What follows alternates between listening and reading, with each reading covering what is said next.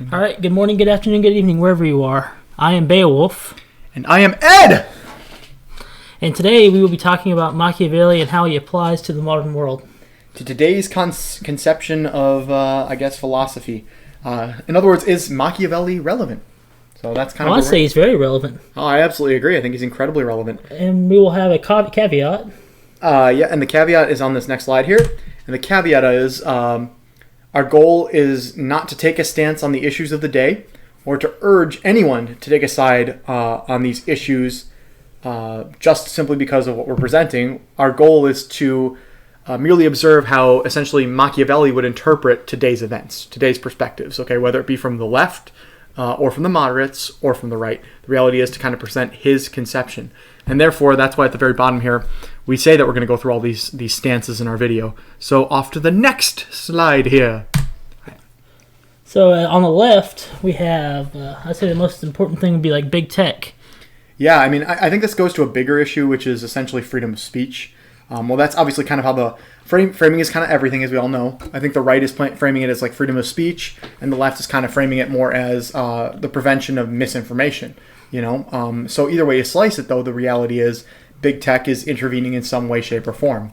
Whether it's in a way you would agree with or disagree with, it is occurring. And our examples that we put here were, for example, the New York Post and their initial publishing of the Hunter Biden story, which, as we just found out, was released yesterday by the other large outlets, including NBC, ABC, and the like. And so, what are kind of your general thoughts on this in general? I guess overall. It's not necessarily a free speech issue, but it also is because of Monopoly Man in a way. Like in a truly market society, like you would have multiple people, multiple platforms where some would accept your speech, maybe some wouldn't. So what would Machiavelli say on something like this, though? What would be his Machiavelli would be for it because you're advancing your power by suppressing. Yeah. So like and I like how you actually automatically kind of reverted to kind of today's conception in a sense, which is let other companies kind of duke it out in the market, which is kind of an American perspective, obviously. Machiavelli would not really take that perspective. He would take the perspective, as you just said, of essentially saying whatever gives that side power is, justified. It's not moral. He's not arguing it's moral. He's just arguing it's justified. So in this instance, he would argue that big tech doing what it did and its kind of actions would actually be warranted, would be justified, which is very interesting. Yeah. The next one we have is election impropriety example. Now, I'd like to point out we're not talking about the big F word here. We're talking about just examples of, say, impropriety that might have occurred in the election. Is this justifiable to Machiavelli? Absolutely. And why is it justifiable? Because the ends justify the means. The ends justify the means, exactly. Once again, really hammering this home. We are not claiming it did or did not occur, simply saying that Machiavelli, if he did see this covered on any news source in any form or any capacity, it would be like, well, the only thing you kind of screwed up on was getting caught, per se, or the only thing you screwed up on was having the news see it. The reality is he'd be very much for actually any sort of way to consolidate power as rapidly as possible, right? So let's move on to the kind of the last issue we have on Machiavelli and the left's kind of perspective of this, right? Lockdowns in New York under Cuomo. He used his kind of executive authority as governor of New York. Once again, whether you agree or disagree is something else entirely. This is what he did. This is factual. And he essentially orchestrated lockdowns in his state. A lot of people argue this is justified for the reasons of stopping the pandemic. The opposite side says this is over too broad. The authority is too broad, right? It's too much power exerted on the individual by the state, and therefore violates the Constitution. So he used essentially emergency power. What would Machiavelli say on this? He would agree with it because it's advancing your power structure. Exactly. So Machiavelli would say that Cuomo is good for Cuomo. He's flexing. He's really flexing that power. He's quoting right out of The Prince, pretty much. Absolutely. So if you go to The Prince, this is a big portion of it.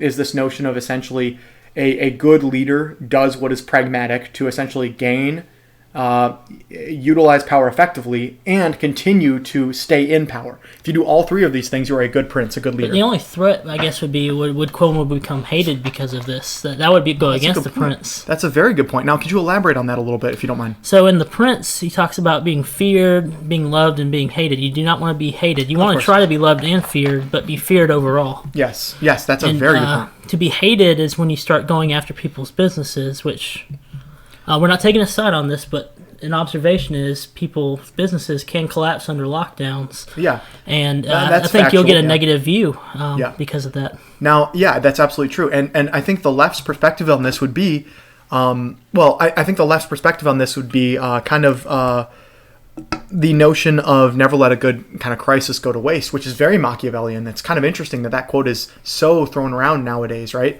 That is very Machiavellian in the sense of if something comes up and you can gain power off of it, good.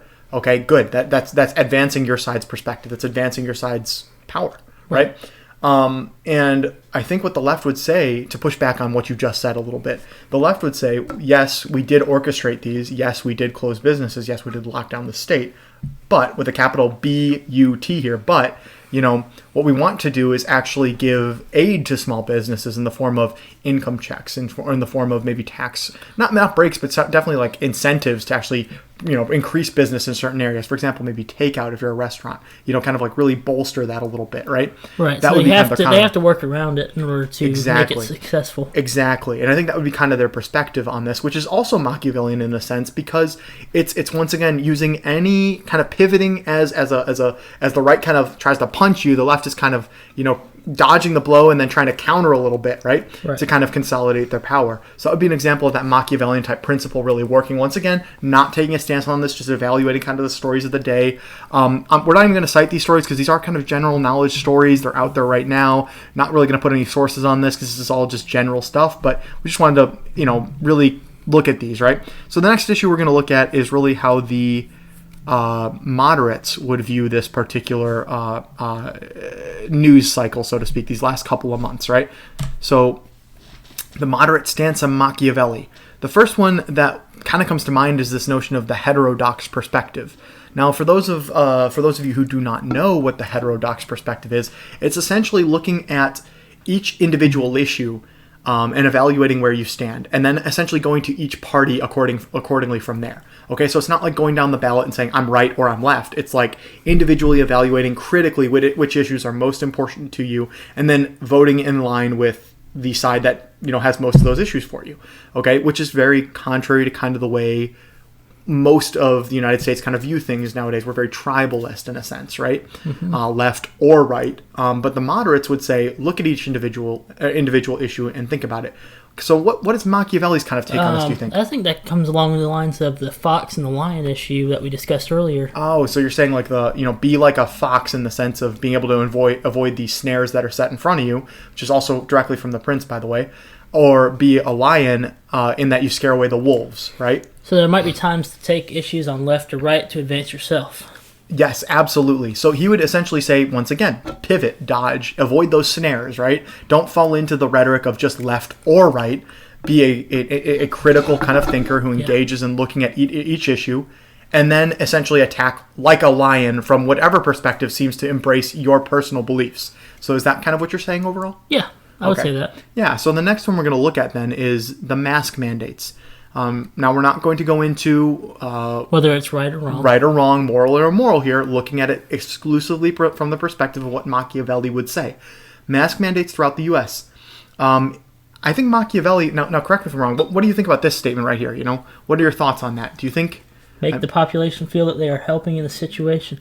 I agree with that. It's kind of on the standing army principle, like you want to have...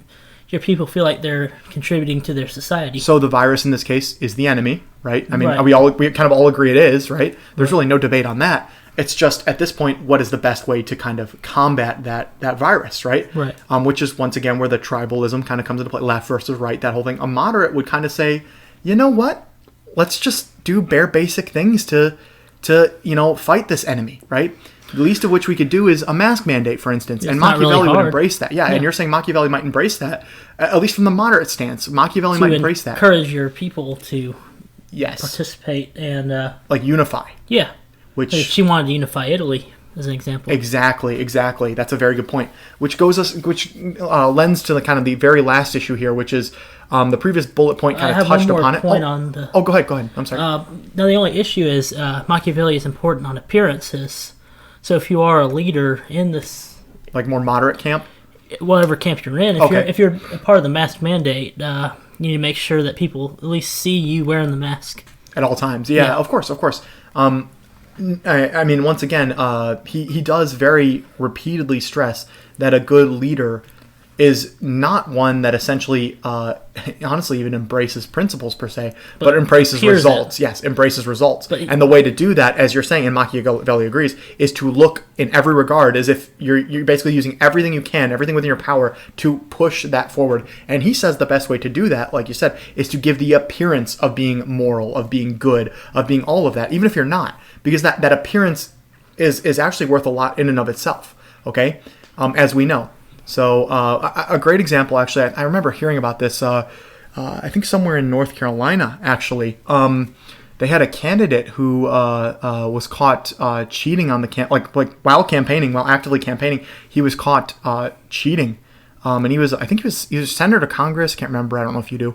Anyways, my point is apparently he was leading by a lot at one point, and it actually shot him kind of in the foot because the appearance of kind of being moral was shattered, right? The appearance of kind of being good, taking that high road, so to speak, was shattered. It was gone. There was no more illusion, right? And Machiavelli would say that is a consequence of not giving that illusion enough credence, essentially. Right. I think there was another issue in California where a congressman or senator was seen without a mask on in a restaurant. Okay, after just kind of implementing the policy type thing is what you're saying? If you're going to implement it, everywhere you're seen, you should always have a mask on. Oh, exactly, yeah. And we're not even advocating for or against it, just saying this is what Machiavelli would say about this particular issue. So the next one we're going to go on to is, like we said earlier, we're trying to go into this a little bit, and we did touch on this, was this idea of unity, okay? A moderate stance on this would be, we want a unified ideal for America. We have all different conceptions of what this means, but the reality is we want to move forward as a group, okay, unified, one purpose, right? And I think Machiavelli would kind of use, honestly, Obama in 2008, maybe in 2012 a little bit on this issue, right? Where he was exceptional at creating this vision for America, hope, right? Change, things of that nature, right? And love him or hate him, this is an example of kind of that moderate stance. That moderate exceptionalism? Yes, absolutely. That's a great point, Which, I mean, honestly, it appeals to that nationalist kind of exceptionalist identity, but it also appeals to this kind of idea of change and of hope that kind of the left really likes to embrace, right? So it's that moderate crossroads, like you just said, moderate exceptionalism. A great point. Actually, that's fantastic. And I think this would be exactly more of a moderate stance on pertaining to Machiavelli and how moderates could really work within this framework even, right? So let's go to the last one, which is the right, okay? Oh, the right has there's a lot. We really struggled on the right, actually, when we were putting this together because there are so many perspectives that they have on this. Because the left usually has the left and moderates have more unified principles, actually, as a whole. The right, on the other hand, kind of embraces more individualism and states' rights, okay, which made this a little bit harder to kind of narrow it down. But there are some overarching premises that the right does have, and we kind of narrowed it down to these three in recent months, especially, okay? So the first one we came up with, if you want to go over it, you can. Would be the solidification of states' rights. States' rights has been a major issue for the past 10, 20 years on the right. Absolutely. Where they, have the states decide on issues of marriage or other stuff. Yeah, of course. So the most, from the day we're filming here, which I don't really have. We don't know, it's not a big deal. Yeah, well, the day we're filming here, which is, kind of important, a couple days previously, Texas launched a lawsuit, okay, to the Supreme Court, okay? And the lawsuit essentially alleged that because other states did not follow the laws of their own legislatures, okay, that they kind of actually, that judges or that secretaries of state for the various states acted out, extrajudicially, right? Acted outside the bounds of the legislature, that the states that did act within the laws of the confines of the Constitution and did act within their legislative purview, their vote was essentially harmed, okay? And because of this particular issue, right, because of this particular conception, they launched a lawsuit saying that their vote was actually somewhat invalidated, okay? That it was actually not equally protected under the 14th Amendment, okay? And the argument they made is this notion of states' rights here, that the states' rights were violated, and by extension, the citizens of those states, where their rights were individual, their power to vote, their singular vote was violated. It was actually lessened, okay? And this is an example to Machiavelli of what do you think of kind of? I would say it? kind of using principles to your advantage. Yeah, and what can you elaborate? I guess is where I'm going. So with this. you mentioned the 14th Amendment, Yeah. which might be used against states' rights, but in this case, it might be used to bolster states' rights. Exactly. So that pivot once again, and then kind of return punch that Machiavelli would kind of advocate, right? Being that fox to avoid the pitfalls of that 14th Amendment that always seemed to prickle the right in the past, right? But now all of a sudden they're using the 14th Amendment as the actual exactly, right? And that's that counterpunch actually with the left's own principles, kind of in a sense, right? And they would really, like, Machiavelli would love that. He would be like, oh my God, this is next level statecraft, And I guess the next issue he'd bring up for the right would be this economic national interest. Now, America you were the one first. you were the one who actually touched on this and brought this up. So you want to kind of go into this a little bit? So it's kind of like as a nation. So it was popular in the late 20th century to outsource your business to foreign investors or foreign companies. Now, do you have any idea what kind of prompted that? Was it the political climate or was it consumerism? What do you think it was? I think it was mainly just to save money. Just to save money? Okay, so just like basic free trade kind of idea. Yeah, right? like they had the NAFTA in the 1990s and stuff like that. Good point. Yeah, I didn't even, okay. And so the economic national interest is called America First, which was popularized in 2016. Yeah, of course. So that is kind of a return, kind of bringing the factories back, and it's to advance national interest. Now, why would Machiavelli say this is good? What would be his reason that the right doing this is actually very Machiavellian? Like, you know what I mean? What makes this Machiavellian? So, having a strong national infrastructure, especially in manufacturing or other stuff, would have to do overall with, if your country ever goes to war, you better be prepared. Be prepared. And I mean, I think it also touches a little bit on kind of the moderate stance in a sense, which is unity. I talked about how the left kind of goes with this hope and change identity, and the right kind of goes with this America first. Exactly, this nationalist identity, right? And this is an example of that nationalist identity, right, being really embraced. And Machiavelli would argue this is very shrewd, this is very intelligent, this is very good statesmanship, okay? And that would be very Machiavellian in his sense, in the prince's sense, right? Right. So the last one we're going to touch on, and this is a long one, but we're really going to shorten it down drastically, but religious liberty. And once again, you were the one who actually brought up these last 2 points as an example. Now, why did you stress this one? So religious liberty is very popular on the right because, mostly because most of them are religious. They're usually Christian, evangelical, or Catholic. Of course, yeah. And it has to do with, they view that the left is hostile to their businesses and stuff, and they just kind of want to be left alone and have their... So it's basically kind of individual, we're talking about the states, right? It's just kind of an out like a offshoot, kind of more on individual level, not just the states, but the individual level. Obviously constitutional for them too is how they view it. But the example that I countered with when you brought this up, which I thought was a fantastic point, was this notion of actually Muslims and Jews recently sued New York City over lockdowns against religious meetings at mosques and temples, and actually even within their own homes. They sued the state. They essentially said, you can't tell us we can't have over 10 people in our homes. That's ludicrous, right?